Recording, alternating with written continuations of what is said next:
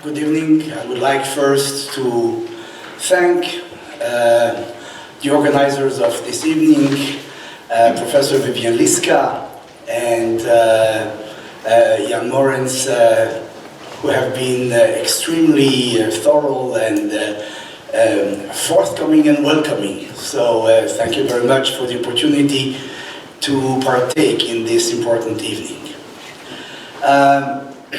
Few Jewish philosophers have had a significant impact both on the realm of philosophy at large and at the same time on that of Jewish thought and Jewish philosophy. Among those who did have such an impact, in the 20th century, Hermann Cohen anchored his attention to Jewish texts on the Bible, and particularly on the prophets, and particularly on Prophet Ezekiel.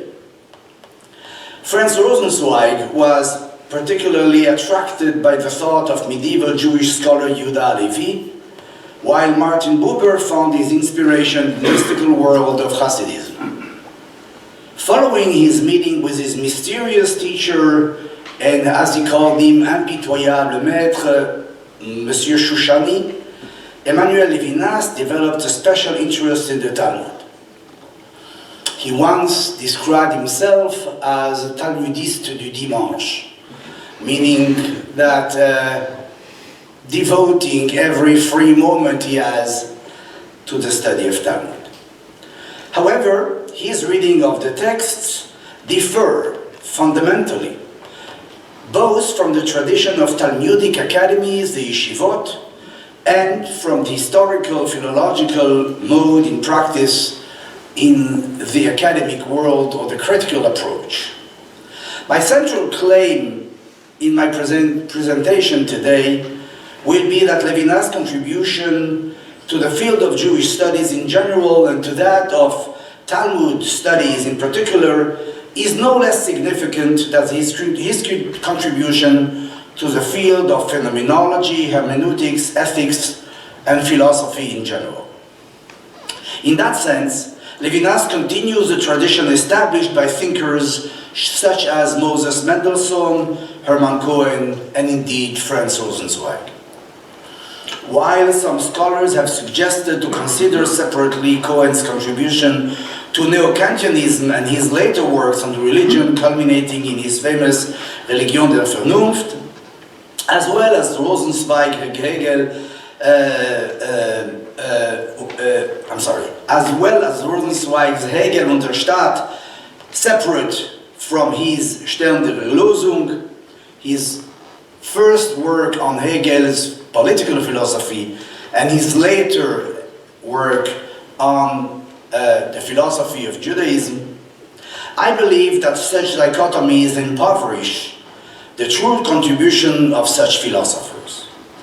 By the same token, some scholars, such as Etienne Ferron, have suggested a similar approach to Levinas' oeuvre, in which his real and significant contribution is to be considered in the realm of pure philosophy, while his Talmudic and Jewish writings would be an expression of his mere personal hobbies, quote.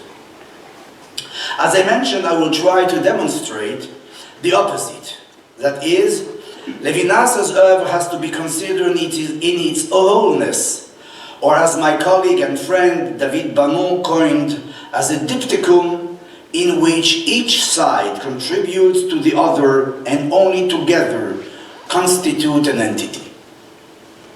I will do so by briefly sketching the idiosyncrasies of the Levinassian approach to the study of Talmud, thus demonstrating its relevance for Levinas' general philosophy. I would like, however, to stress that the time frame this panel permits will not enable me to elaborate adequately on this subject. I hope that during the second part of the evening, during the discussion, we'll have an opportunity to somehow elaborate and fill, albeit partially, the gaps. What are the main characteristics of Levinas' singular approach to his reading of the Talmud? It seems to me that there are 9 such distinctive features.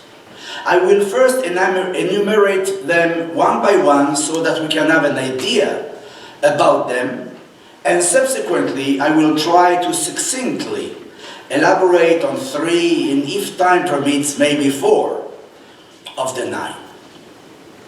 And to the organizers, if I'm going beyond the time which is allocated, just maybe a polite sign, I will understand. So here are those 9 distinctive features of Levinas's particular reading of the Talmud. Number 1, Levinas reads an entire sugya or text versus commenting on a word, a short idea, a short quotation. Number 2, his main goal is to find the inner unity of a text, which often appears as a mere compilation, or as he uses the term, patchwork. 3, Levinas purposely solicitates the text, seeking meaning in all its most minute and apparently less significant details. 4, his reading is simultaneously intrinsic in that he seeks to suggest an internal logic to the text, and extrinsic in that it is done with regard to the topic of what used to be les colloques des intellectuels juifs de langue française. 5. Levinas reads the Talmud phenomenologically, or at least as a phenomenologist. 6. While paying careful attention to the D, Levinas constantly refers to the text's non-D. 7. One of his main objectives in reading the Talmud is to translate it into Greek, or in his terms, the Septuagint has not yet been completed. 8. Even though his reading mode is innovative, Levinas pays true respect to the classical ways of study, inasmuch as he seeks to understand its achievements and reframe them conceptually. And finally, 9. Levinas purposely distances himself from the critical or academic or historical philological method of the Talmud. Let's review now some of these 9 features one by one, a little bit more in detail in order to assess Levinas' contribution intrinsically to the study of Talmud and extrinsically to the transposition of Talmudic ideas into a philosophical form. But before, let me point out an Hebraic term which will be recurrent in my paper, the term of sugya. A sugya represents a Talmudic text, a self-contained literary unit which deals with a central theme, although often in the unfolding of a sugya, additional topics different from the central theme are discussed and indeed analyzed and polemic about it. As I said, maybe the most important, the most characteristic feature of Levinas's reading is the fact that he reads an entire sugya as a unit versus commenting on a word, a short idea, or a quotation from a few words. In one of his Talmudic readings, he says in the introduction, I quote, "I will comment on the text I have chosen from beginning to end, and not only on the least difficult passages, which can give rise to moments of brilliance. I will try with my feeble means, but with all my might, to look everywhere. The difficulty does not lie in the absence of treasures, but in the inadequacy of the tools at my disposals for the dig." End of quote. Unlike classical, both medieval and early modern to contemporary commentators, who usually focus on a word, a sentence, a brief passage which they comment, Levinas, in most of his Talmudic readings, aims to comment an entire text, an entire sugya, from beginning to end. In doing so, he implicitly suggests the presence of a philosophical thread that weaves the entire text. Indeed, it is this thread of the meaning which he primarily seeks to discover, which will be his primary hermeneutical objective. This first characteristic leads me straight to the second one. As I said, his main goal is to find the inner unity of a text, which often appears to be a mere compilation, or as I said, sometimes looks as a patchwork. I don't know how many of the people present in the audience have had the opportunity to look at the Talmudic text, but it's something which is very, very different from what we know. Let me elaborate. Classical texts in the West, from ancient Greece to postmodern and by and large to actual texts, are in terms of their form non-associative and hence focused on one or a few themes which are developed, worked upon towards a conclusion, a means of understanding, and so on. The very form of the Talmud is in contrast very associative, often seemingly jumping from one subject to another, without explaining the reasons for that lack of logical continuity. Talmudic scholars have been so used to this state of affairs that they take it as an integral part of the very nature of the text, and hence stopped questioning it and focusing on other more content-related aspects of those texts. Levinas may be a relatively late bloomer in the world of Talmud, and maybe as a disciple of Monsieur Chouchani, his maître impitoyable always seeks to demonstrate the inner unity of the text of the Sugya. In the introduction of his Talmudic reading on the last text in Tractate Nazir of the Talmud of Babylon, Levinas writes, "More serious still is the little connection that the various parts seem to have to each other. But their most suggestive teaching may lie in the underlying unity in which they invite one to discover."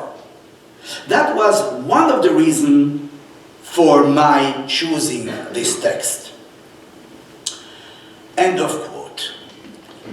In yet another passage, he elaborates a little more on what could be the reasons for the Talmud's peculiar style, as well as for his own attraction to this mode of expression. Permit me to bring this quotation in the original French, which is so richer than the translation I found there is in English, and which here in Belgium, French is still understood, so I will quote it in French. À moins que ce ne soit précisément le caractère propre du dire talmudique dans ses raccourcis, dans le rebondissement imprévu de ses vocables, dans ses figures étrangères à toute rhétorique, dans ses apparences du coq à l'âne, il y aurait une parole admirablement faite pour une permanente interrogation, pour une interrogation qui fait communiquer entre elles les diverses époques du temps. End of quote. Indeed, for Levinas, the Talmud, unlike other texts, enables through that associative mode of thought really to question and to keep questioning all the time. For Levinas, the greatness of the Talmud is precisely the fact that it's a kind of text which bears significance over and beyond the boundaries in which the text has been written and elaborated. That's the greatness of the Talmud for him, and that's why, while philosophical questions may change from one time to another, the Talmud can constantly be in discussion with contemporary philosophical issues. The third feature I would like to elaborate a little bit about is the fact that Levinas purposely solicitates the text, seeking meaning in all of its minute and apparently less significant details. In a text that deals with the structure of the Supreme Court in the Jewish tradition, that court is called the Sanhedrin, and the term is originally a Greek term.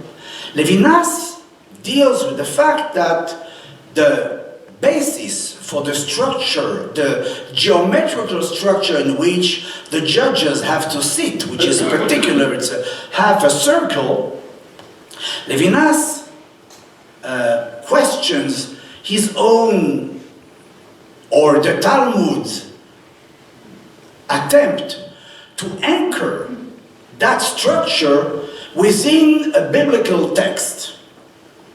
And then he says the following: even if one accepts our interpretation of the maneuver which constitutes in going back to a Hebrew text so as to understand the basis for an institution suspected of Hellenic origin, the nature of the text chosen for this purpose will astonish us. The Sanhedrin, with its magnificent semicircle, making human faces show themselves to each other, with a perfect hierarchy, attesting to an objective and subjective absolute order, will find its basis in an erotic poem, in a verse of the Song of Songs. Of course, says Levinas, the Song of Songs permits a mystical interpretation, but for those who are forewarned or without prior assumption, for the mysticism of the Song of Songs is not a mystification, it is still an erotic text. The verse in which the Gemara, the Talmud, refers can leave no doubt on this subject. As I understand it, this is the essential point of my entire Talmudic reading today. Let's enjoy the paradox. One may grant in exceptional cases that an erotic text can deepen to the point of reaching a mystical meaning. But we are in the presence of a stranger enterprise, an erotic text founding a court of law and a system of justice. Let me explain a little bit Levinas's comment. The very question of Levinas is literally extraordinary. The fact that the Talmud brings a biblical verse to anchor a rabbinical decision or teaching happens on virtually almost every page of the Talmud. Nothing is more common.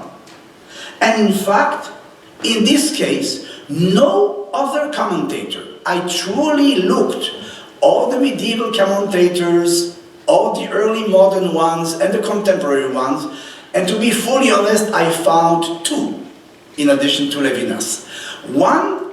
Three actually. One will be Levinas's source, the Maharsha.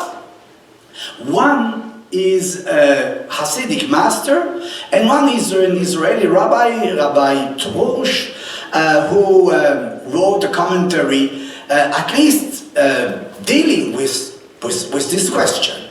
Here is the question. In order to base the idea of the structure of the Supreme Court, the verse quoted is a quotation from the Song of Songs. And the Song of Songs is an erotic poem. Obviously, says Levinas, I know what in the Talmud Rabbi Akiva says, that all the texts are holy and the Song of Songs is the holy of holiest. I know that. But still, isn't it strange? It's strange particularly in light of the fact that there are other alternatives. I will not now suggest them, but for those who are Hebrew speakers, there is, for example, a verse saying, Yancheni b'ma'aglei tzedek, God should guide me in the circles of his justice. What would be more appropriate than this verse? Why then refer to a text which has an erotic flavor, if only flavor, when something could be much more evident? And Levinas' answer is very, very clear. Here is his answer, and I will quote.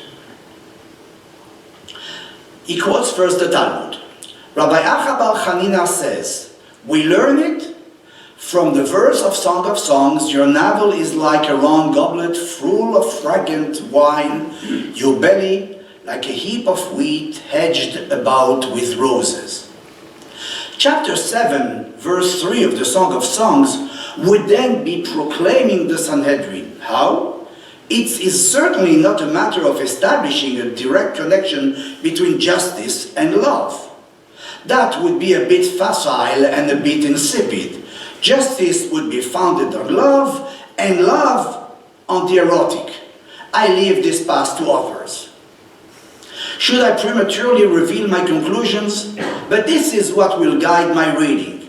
Perhaps justice is founded on the mastery of passion. The justice through which the world subsists is founded on the most equivocal order, but on the domination exerted at every moment over this order or disorder. This order, equivocal par excellence, is precisely the order of the erotic, the realm of the sexual. Justice would be possible only if it triumphs over in this equivocalness. All grace, all charm, and always very close to vice. The danger preying upon justice is not the temptation of injustice, flattering the instinct of possession, domination, and aggression. The danger which lurks is vice, which in our Western world belongs to the private sphere, which is no one's business and does not compromise the generosity and valor of those who struggle for progress and justice, if we are to trust the opinion of the intellectual elites. Levinas suggests indeed that the very fact that this verse has been chosen is not at all fortuitous. It is an expression of the Talmud's desire not only to decide, to determine how should the court sit, but rather who could sit in the court. Whereas in the Western tradition, only those who have demonstrated intellectual rigor in the field of legal studies can be judges. The Talmud wants to suggest that something additional is required. Perfect conduit, perfect behavior, not only in the public sphere, but also and mainly in the private one. Only then can judges be worthy of being judges.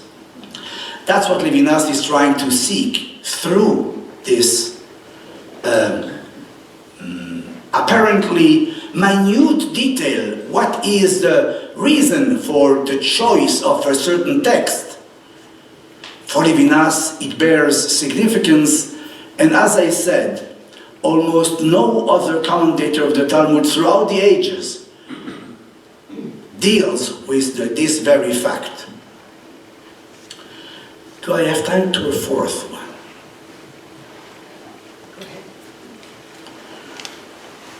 We try to be short. One of the main objectives of Levinas in reading the Talmud is to translate it into Greek, or in his terms, as I said, the Septuagint, the translation of the Bible in Greek, has not yet been completed. In trying to explain this important point, let me at the outset report a fascinating quotation I heard from Levinas himself during a personal discussion I had with him many, many years ago. He quoted his great teacher, Monsieur Chouchani, who said, I quote, "People believe the Bible is universal and the Talmud is particular to the Jewish people. In fact," said Chouchani, "it's the other way around. The Talmud is universal while the Bible is particular." End of quote. The thorough analysis of Levinas' Jewish writings in general and of his Talmudic readings in particular, one cannot but realize that this is a constant aim for Levinas to translate what seems at first belonging to the particular realm of the Jewish tradition into a language which could be grasped and understood by all men of goodwill. This language is represented for him by the Greek language, the Greek culture, the Greek tradition, which is quintessentially the culture of the West. In a lecture he gave in 1957 in the Abbey of Tumlilin in Morocco before an audience of Christians, Muslims, and people of religious, Jews, obviously Levinas was the Jewish representative, and people of other religious obediences, on his understanding of the goals of Jewish education, Levinas said, and here again I'm almost finished.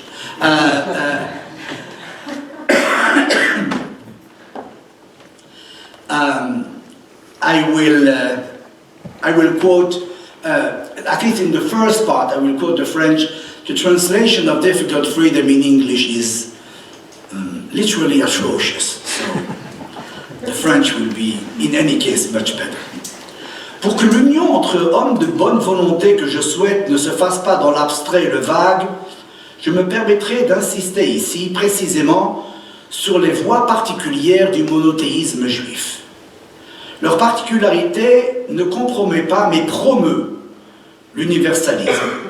Pour cela, ce monothéisme doit être cherché dans la Bible baignée par les sources, où, commune à la tradition juive et chrétienne, elle garde sa physionomie spécifiquement juive. J'ai nommé la tradition orale d'exégèse qui s'est cristallisée dans le Talmud et dans ses commentaires. La manière qu'institua cette tradition constitue le judaïsme rabbinique. Quels que soient les arguments historiques qui en prouvent la haute antiquité, et ils sont très sérieux, le canon biblique tel que le monde l'a reçu a été fixé par les tenants de cette tradition. Le judaïsme ayant une réalité historique, le judaïsme tout court est rabbinique. Les voies qui mènent à Dieu dans ce judaïsme ne traversent pas les mêmes paysages que les voies chrétiennes. Si vous deviez en être choqué ou étonné, vous seriez choqué ou étonné que nous soyons encore juifs devant vous. End of quote.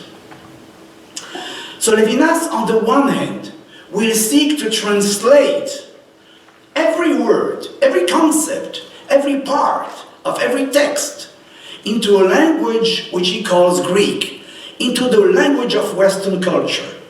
But at the same time, he will be very careful to make sure that the content of what he conveys is a content which is really what the Jewish tradition has elaborated over centuries of Talmudic studies and rabbinic literature.